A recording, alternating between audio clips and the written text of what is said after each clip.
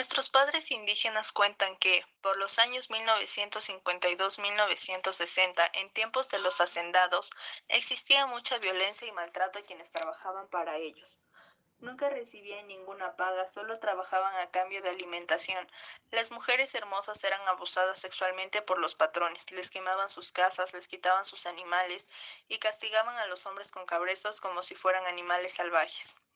En esa época no había defensas para los pobres campesinos ni leyes a favor de las comunidades indígenas, en parte porque ellos no conocían la educación y ni siquiera podían viajar a las grandes ciudades para saber de leyes o de educación.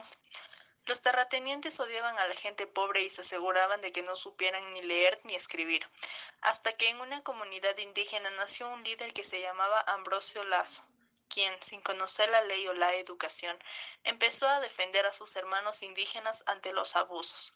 Tenían reuniones escondidas a la medianoche para ver cómo se defenderían y comisionaban al líder para que fuera a Riobamba a enterarse sobre leyes de educación y de defensa de los pobres. Ese líder también quiso aprender a hablar la lengua castellana, gracias a un abogado que los ayudaba, aunque pasaron años sin que los comuneros pudieran enfrentar a los hacendados, pues el líder apenas sabía el idioma y solo entendía más o menos la ley.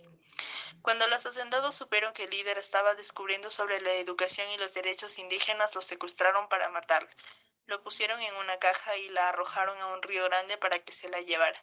Pero el líder no murió. Después de algunos meses fue encontrado por los militares en las costas de las Islas Galápagos, quienes lo llevaron para que trabajara como su cocinero. Más tarde se hizo amigo de un general quien lo reclutó y le enseñó sobre educación, leyes indígenas y hablar bien el castellano. Después de 5 años regresó al continente como el coronel Ambrosio Lazo para defender a los pobres indígenas y darles a conocer la educación y la ley. Además, luchó y enfrentó a los hacendados para que pagaran remuneraciones y liquidaciones a los trabajadores, y exigió al gobierno que llevara la educación a las comunidades indígenas a través de programas de alfabetización. Gracias a Dios, a los gobiernos de turno y a las autoridades indígenas, hoy nuestros hijos pueden estudiar y ser profesionales y autoridades en diferentes provincias del Ecuador. Created using Powtoon.